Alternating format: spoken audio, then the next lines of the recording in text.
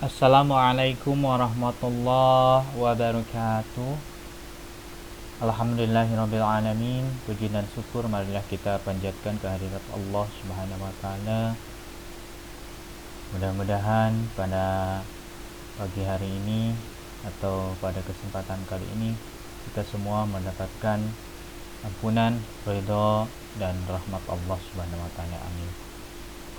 Dan tak lupa salawatnya semoga sampai kepada Rasul kita Muhammad Sallallahu Alaihi Wasallam. Semoga sampailah kepada para sahabat hingga kepada kita selaku umat. Amin ya Allah ya Rabbal Alamin. Bagaimana anak-anakku, siswa-siswi SMPN 1 Kalibundar yang Bapak banggakan? Kabarnya hari ini? Mudah-mudahan kabarnya baik. Oke. Nah, untuk pertemuan kali ini untuk membantu pembelajaran jarak jauh, Bapak akan memaparkan atau mempresentasikan mengenai bangun ruang part kedua, yaitu mengenai prisma, ya. Berjumpa kembali bersama Bapak Muhammad Fuad Sadili, ya. Nah, di sini secara pengertian prisma itu adalah bangun ruang yang punya bidang alas dan bidang atas sejajar serta kongruen. Kongruen itu artinya sama, ya, atau kesebangunan. Kenapa sejajar? Nah, di sini karena sisi lainnya berupa sisi tegak berbentuk persegi panjang atau jajar pinjang, ya. Sama-sama, ya, memiliki bentuk alas dan tutup yang atasnya yang sama. Nah, kemudian kenapa bisa ada penyebutan prisma segitiga, segi empat? Nah, karena penamaan untuk prisma itu disesuaikan dengan bentuk alas dan atapnya. Nah, misalnya bentuknya ada segitiga, ya. Ada yang segi 4, segi 5, segi 6 dan seterusnya. Oke, kita lanjut. Nah, di sini untuk sifat-sifatnya tadi seperti pengertiannya, di sini sifat-sifatnya bentuk alas dan atap sama, yaitu pada prisma. Kemudian di sini, ya, alas dan atasnya sama, ya. Kemudian setiap sisi bagian samping berbentuk persegi panjang atau jajar genjang, ya, di sini, ya, samping-sampingnya persegi panjang, kan, ya. Nah, kemudian umumnya memiliki rusuk tegak, tetapi ada pula yang tidak tegak.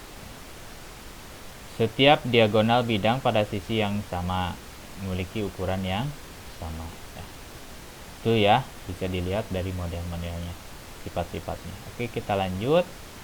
Nah, di sini jaring-jaring pada prisma itu adalah jika si sebuah bangun ruang prisma ini kita rebahkan, ya, atau kita buka, ya, kita sayat di sini, ya, seperti ini.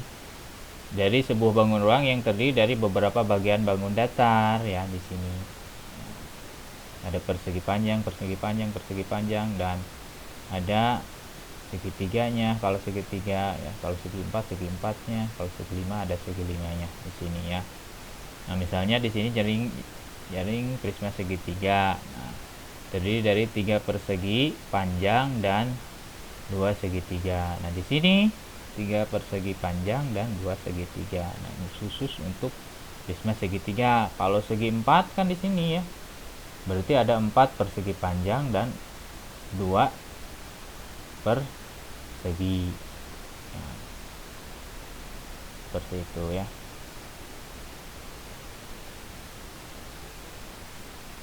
Oke, kita lanjutkan.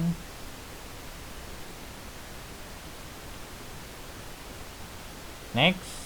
Nah, di sini macam-macam rumusnya secara keseluruhan, ya. Untuk perhitungan prisma ini bisa menggunakan rumus-rumusnya sesuai dengan contoh soal atau yang ditanyakan.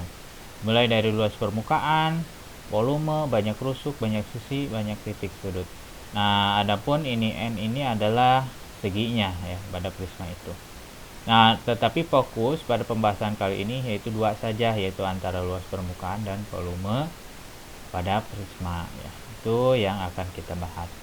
Nah, di sini untuk diagonalnya adalah suatu garis miring yang berhubungan 2 titik sudut yang saling berhadapan pada satu bidang. Misalnya di sini titik A ke titik E ya, dibuat garis. Nah, itu yang dinamakan dengan diagonal bidang ya. Atau B ke D atau B ke F ya. Nah, di sini contohnya ya, sesuai ini C ke D dan sebagainya. Nah, di sini kita fokus rumusnya pada dua ya, yaitu rumus luas permukaan prisma dan volume prisma maksudnya ya. Nah, di sini 2 kali luas alas ditambah keliling alas dikali tinggi untuk luas permukaan prisma. Pada volume itu yaitu luas alas dikali tinggi prisma ya. Nah, untuk luas alasnya itu ya, karena ini selalu berhubungan dengan segitiga, maka menggunakan rumus luas alas segitiga di sini ya, tengah alas kali tinggi ya. Nantinya akan berhubungan dengan teorema juga ya. Kalau salah satu bentuk sisi alasnya yang tidak diketahui, maka digunakan rumus teorema juga ya. Nah, di sini ada contoh soalnya ya. Di sini yang ditanya adalah luas permukaan prisma ya, pada gambar di atas ini. Nah, di sini ada sisi alasnya yang tidak diketahui, yaitu titik A ke B ya, atau panjang dari A ke B nya berapa. Yang diketahui di sini ya, alasnya itu sisi BC dan AC ya. Nah, caranya kita menggunakan rumus teorema. Karena di sini sudut siku-sikunya sudah dibuat ya di titik C, maka di sini dihadapkan ke garis AB itu adalah hipotenusanya ya. Berarti AC dan BC dijumlahkan ya, lalu diakarkan. Berarti AC-nya 24 dikuadratkan ditambah 10 dikuadratkan.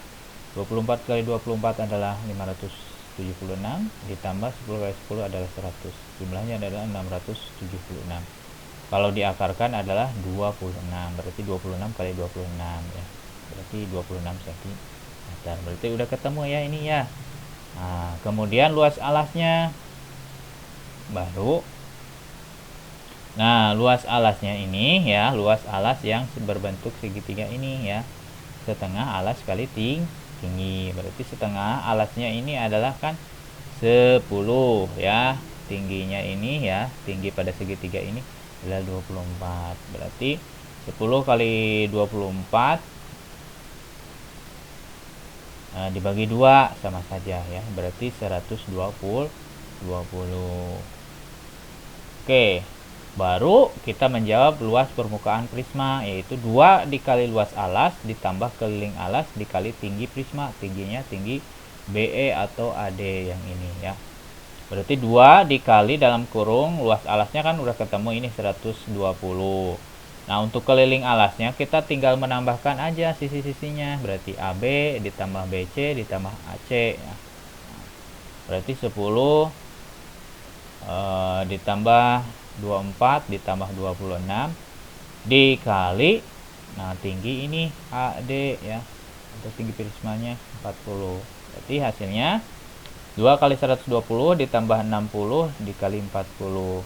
60 dikali 40 adalah 2400 ditambah 240, jadi hasilnya 2640 cm persegi. Nah, itu adalah luas permukaan prisma. Ini khusus untuk segitiga. Sama saja ya perhitungannya untuk segi 4 dan sebagainya. Hanya saja nanti kelilingnya ya yang akan berbeda ya. Oke, kita lanjut. Nah, di sini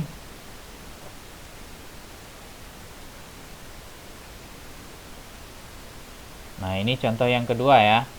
Sama di sini ya. Masih prisma segitiga ya untuk dibuat contohnya. Nah, di sini tentukan volume prisma. Nah, sama ini juga tidak diketahui ya sisi AB-nya. Nah, karena di sini sama ya ukurannya, berarti seperti tadi ya, AC ditambah BC menggunakan teorema. Berarti 24 dikuadratkan 10 dikuadratkan baru dijumlahkan, hasilnya 676. Berapa akarnya? Dari 676 itu adalah 26 kali 26, berarti 26. Berarti setengah alas kali tinggi sama ya seperti tadi. Berarti 10 kali 24 dibagi 2 ya sama dengan 120. Baru menggunakan rumus volume ya.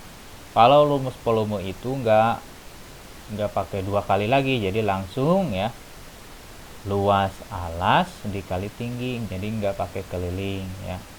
Jadi 120 dikali 40 hasilnya adalah 4800 cm kubik seperti itu. Bedanya luas dan volume itu, berarti kalau volume itu pangkat 3 ya, atau kubik.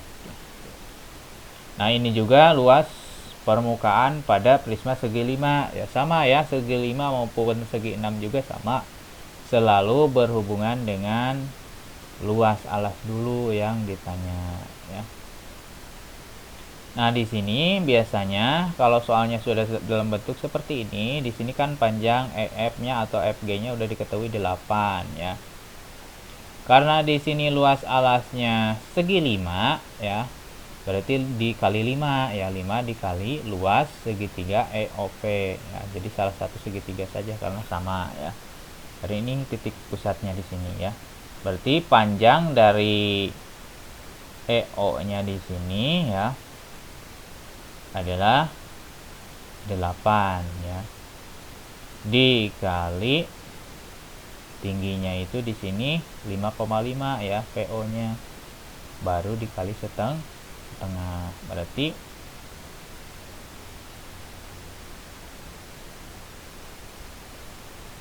setengah dikali 8 dikali 5,5 dikali 5 ya, karena seginya segi 5 ya. Jadi hasilnya 22 dikali 5 hasilnya 110. Kemudian keliling alasnya, karena di sini sudah diketahui sisi-sisinya 8 semuanya ya, EF, FG 8, berarti tinggal dikali saja ya. Berarti 5 dikali 8 hasilnya ada 40. Kemudian tingginya sudah diketahui di sini 14, tinggal dikali saja 14. Berarti 5 kali 22 110 ditambah 40 dikali 14 560. Berarti 2 dikali 110 220 ditambah 560, berarti hasilnya 780 cm persegi. Itu untuk luas permukaan prisma yang segi 5. Oke, sampai jumpa kembali ya pada pertemuan selanjutnya ya. Mudah-mudahan kalian semua bisa belajar dengan giat. Jangan lupa tetap jaga kesehatan, makan makanan yang sehat dan bergizi. Kemudian semoga puasanya lancar dan diberikan balasan amal oleh Allah Subhanahu wa taala. Amin ya Allah ya rabbal alamin. Billahi taufiq wal hidayah. Mohon maaf bila ada kekurangannya. Wassalamualaikum warahmatullahi wabarakatuh. Oke, see you.